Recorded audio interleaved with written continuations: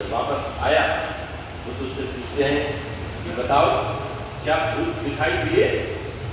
उसने कहा नहीं तथागत, भूत तो नहीं दिखाई दिए। तो फिर क्या देखा? वही वक्त कहता है कि शास्त्र मैंने देखा, कल सुबह जब शमशान घाट में मैं गया तो सुबह से लेकर शाम तक शमशान घाट पर मृत शरीरों के आने का सिलसिला चलता रहता है और लोग अपने परिवार के किसी सदस्य को वहां शमशान घाट में लाते हैं और उसे अग्नि के हवाले कर देते हैं और अपने अपने रास्ते चले जाते। पूरे दिन भर यही सिलसिला चलता।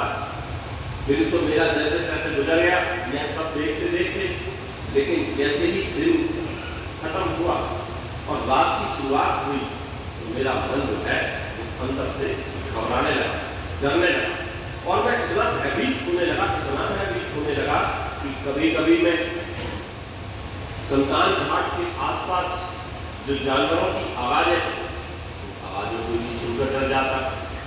कभी कभी मैं शमशान घाट में जो मदिरे हुआ करते थे उन मदिरों की आवाज़ को सुनकर डर जाता।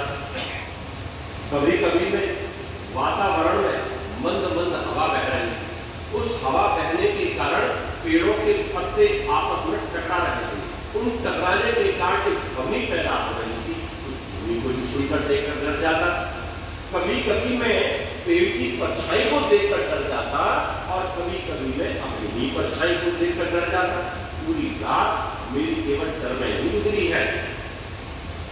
वो कहता है कि तथागत, अब तो मैंने एक दिन और एक रात शमशान घाट में गुजार लिया, अब तो कृपया करके मुझे आप अपना भिक्षु बनाए।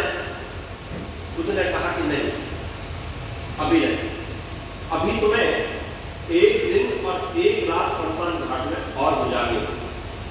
कहता है कि तथागत, आप ये क्या कह रहे हो?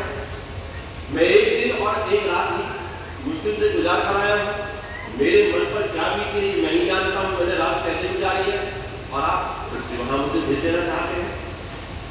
बुद्ध ने उसे समझाते हुए कहा कि देखो, मैं आपको जो समझाना चाहता हूँ, मैं आपको जो दिखाना चाहता हूँ वो भी आपको दिखा रहा, इसलिए आप मेरी बात मानो, जाओ और एक दिन और एक रात शमशान घाट पर गुजार कराओ। वह युवक अगले दिन फिर भगवान बुद्ध को प्रणाम करने के बाद शमशान घाट में गया और एक दिन और एक रात गुजारने के बाद वापस आया। और आज जब वो वापस आया, चेहरा जैसे लटका हुआ, चाल जो थी थोड़ी शरीर भी थी, शरीर जो था वो थोड़ा शांत था और वो धीरे धीरे चहलकदमी करते हुए बुद्ध के पास आकर बैठ जाता है। तो बुद्ध उसको जवाब पूछते हुए कहते हैं, हाँ बताओ, आज आपने क्या देखा? वह युवक कहता है कि तथागत, कल जब मैं शमशान घाट में गया तो मैंने हर चीज को बड़ी बारीकी से देखा। मैंने देखा कि शमशान घाट के अंदर जो लोग अपने परिवार के किसी मृत व्यक्ति के शरीर को लेकर आ रहे थे, कोई किसी का पिता था, तो कोई किसी का भाई था, कोई किसी की माँ थी, कोई किसी का बेटा था, कोई किसी की बहन थी और कोई किसी का भाई था। हर कोई किसी का किसी रिश्ते से वहां बदा, बारी बारी से लोग वहां लेकर आते और उन्हें अग्नि के हवाले कर दिया। पर मैंने एक बात बड़ी गहराई से देखी और मैंने वो देखी कि वहां जो लोग थे बड़ी ज्ञानधन की बातें किया करते। सब कहते थे देखो एक दिन नहीं आना, सबको एक दिन ऐसे ही अग्नि के हवाले में हो जाना, सबको एक दिन ऐसे ही मिट्टी में मिल जाना, क्या रखा है दुनिया में। लेकिन तथागत कमाल की बात जब हो जाती कि मैं उन्हें देखता और वो जैसे ही शमशान घाट की दहलीज को पार करते आपस में झगड़ा करने लगते। मैं बड़ा, मेरी संपत्ति बड़ी, मेरी नौकरी बड़ी, मैं इतना सुंदर, मैं इतना मूल्यवान, मैं मेरा झगड़ा करने लगते आपस में। शमशान घाट में आने वाले जो लोग थे, कुछ लोग ऐसे हुआ करते थे जो किसी कोने में जाकर सुबह कर रो रहे होते थे। उन्हें देखकर लगता था कि शायद मृत व्यक्ति का कोई करेंगे। कुछ लोग ऐसे हुआ करते थे जो उन्हें दिलासा दे रहे होते थे, देखो चुप हो जाओ, अब रोने से काम नहीं होगा, अब आपके ऊपर तुम्हारी जिम्मेदारी आ चुकी है, अब आपको अपने परिवार को भी संभालना है, इसके परिवार को संभालना है। कुछ लोग ऐसे हुआ करते थे जो वहीं शमशान घाट में संपत्ति के बंटवारे की बातें करने लगते थे। वो वाला घर मेरा है, वो वाला घर मेरा है, वो वाली चीज मेरी है, वो संपत्ति मेरी है। और कुछ लोग ऐसे भी हुआ करते थे जो शमशान घाट में ही संपत्ति के बंटवारे को लेकर कभी कभी झगड़ा भी कर दिया करते थे। और कुछ लोग ऐसे भी होते थे जो शमशान घाट में बेकार की गलत बकवास बातें भी करने लगते थे। धीरे धीरे ये देखते हुए दिन गुजरा और शाम, और जब शाम हुई तो मैं देखता हूँ एक मृत शरीर को उसके परिवार के लोगों के द्वारा लाया जाता है, जिसके साथ बहुत थोड़े से लोग, जिसे देखने से लग रहा था कि शायद किसी गरीब व्यक्ति का ये मृत शरीर। और उसके तुरंत बाद उसके पीछे ही एक और मृत शरीर को वहां लाया जाता है, जिनके साथ बहुत ज्यादा लोग थे, जिन्हें देखकर यह लग रहा था कि शायद किसी अमीर व्यक्ति का मृत शरीर। बुद्ध ने कहा, तो क्या आपने इन दोनों में कोई अंतर पाया? उसने कहा कि तथागत, मैंने देखा जब उन दोनों मृत शरीर को शमशान घाट में लाया गया तो ऊपर से देखने में एक जैसे ही लग रहे थे। जो गरीब व्यक्ति था उसकी चिता को चंदन की लकड़ियों के साथ तैयार किया गया, और जो अमीर व्यक्ति था उसकी चिता को चंदन की लकड़ियों के साथ और गरीब व्यक्ति की चिता को सामान्य लकड़ियों के साथ तैयार किया। जब चिता सजकर तैयार हुई तो वो दिखने में एक जैसी ही। उन चिता को जो अग्नि दी गई वह अग्नि भी दिखने में एक जैसी थी, और जब अग्नि भड़कने लगी वह भी एक जैसी थी, और जलने के बाद अंतिम अवशेष बचा वह भी बिल्कुल एक जैसा ही था, उसमें कोई भिन्नता नहीं। लेकिन तथागत उन चिताओं के पास जो जल रहे थे उनके पास बैठे बैठे कब दिन गुजर गया और कब रात आ गई मुझे पता ही नहीं, और कब रात आई और रात में कब मेरी आंख लग गई मुझे पता ही नहीं। और जब आंख लगी तो मैं एक अजीब सा दृश्य देखता, एक अजीब सी बात देखता, जिसे देखकर, जिसे महसूस कर अनुभव कर मेरा मन अंदर से जैसे हिल गया, जैसे सब कुछ अस्त व्यस्त हो गया। हे तथागत, मैंने देखा कि मुझे ही मेरे परिवार के लोग शमशान घाट की तरफ एक अर्थी पर बांधकर लेकर आ रहे। मेरे पिता ने, मेरे परिवार के भाई बंधुओं ने मेरी ही अर्थी को वादा किया हुआ। मेरा जो पिता है वो रो रहा है।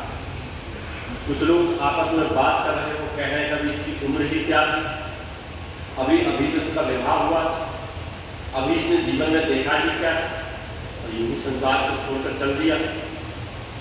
कुछ लोग मेरे पिता को समझा रहे हैं। धीरे धीरे वो मुझे शमशान घाट की तरफ लेकर आ रहे हैं। मेरे शरीर पर कपड़ा डाला हुआ, रस्सियों से शरीर को बांधा हुआ था, लेकिन मैं ना तो सांस ले पा रहा था, न मैं बोल पा रहा था, और ना ही मैं कुछ कह पा रहा था, न मैं उठ पा रहा था। धीरे धीरे वो लोग मुझे शमशान घाट की तरफ ले आए।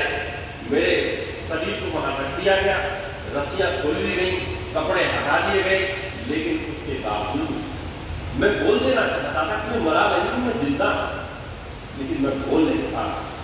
मैं ऐसा लग रहा था जैसे सीने के ऊपर मेरे तनों वजन रख दिया गया, मैं सांस नहीं ले पा। ऐसा लग रहा था कि जैसे मैं उठ ही नहीं सकता। उठ जाना चाहता था, मैं खड़ा हो जाना चाहता था, मैं बता देना चाहता था कि मैं हूँ, अभी हूँ, जल्दबाजी ना करूँ, लेकिन मैं कुछ नहीं कर पा रहा था। धीरे धीरे उन सब ने मेरे शरीर को लकड़ियों की चिता सजाकर रख दिया, मेरे ऊपर से लकड़ियाँ रख दी और मुझे आसपास का दिखना बंद। और धीरे धीरे कुछ ही देर में मैं देखता हूँ कि मुझे चारों ओर से गर्माहट महसूस होने लगती है।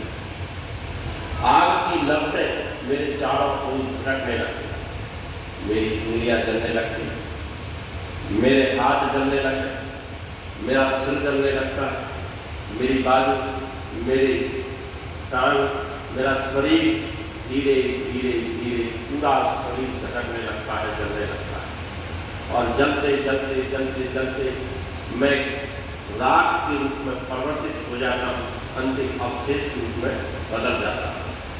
यह कहते कहते वह युवक उकड़ू बैठा, घुटनों के बल वज्रासन में और भगवान बुद्ध के चरणों में अपनी शीश को झुकाते हुए कहता है, हे तथागत, जो आप मुझे दिखाना चाहते थे, जो आप मुझे समझाना चाहते थे, वह मुझे समझ में आ गया है, मुझे किया है। बुद्ध ने कहा, फिर बताओ क्या लिखा, क्या समझ में आया? उसने कहा कि हे भगवान, मैं इस बात को भली भांति समझ चुका हूं कि ये पूरा संसार मृत्यु की सैया पर लेटा हुआ है और यहाँ हर कोई अपनी बारी का इंतजार कर रहा है। कोई पहले आता है, कोई पहले जाता है, कोई बाद में आता है, कोई बाद में जाता है। जो इस दुनिया में आया है उसका जाकर तय जाएगा, उसे रोका नहीं जा सकता। तो बुद्ध कहते हैं कि हाँ, अब आप भिक्षु बनने के योग्य। तो फिर बताओ, क्या आप पहले भिक्षु बनना चाहते हो? उस युवक ने कहा कि तथागत, मैं भिक्षु तो बनना चाहता हूं, लेकिन अब मेरे मन में एक प्रश्न है। पहले मैं उस प्रश्न को जानूं कि उस प्रश्न का उत्तर क्या हो सकता है, उसके बाद मैं भिक्षु बनने के बारे में सोचूं। बुद्ध ने पूछा, पूछो क्या प्रश्न है आपके मन में? उस युवक ने कहा कि तथागत, मैं समझ चुका हूं इस दुनिया में जो पैदा हुआ है उसे एक न एक दिन मरना ही है, चाहे वो कोई भी जीव जंतु क्यों ना, सबको जो चीज बनी है उसे एक न एक दिन नष्ट होना ही है, निश्चित है। तो मेरा प्रश्न ये है, जब पैदा होने के बाद मरना ही है तो फिर जीवन का महत्व क्या है? फिर जीवन किस लिए है? इंसान पैदा होता है, बड़ा होता है और एक दिन मर जाता है और परिवार को बिलखता हुआ छोड़ के चला जाता है। जैसे जैसे जैसे अवस्था में जितना उम्र में जाकर मर जाता है, वैसे ही लोग दुखी होते हैं। तो क्यों ना इंसान को पैदा होने से ही रोका दिया जाए?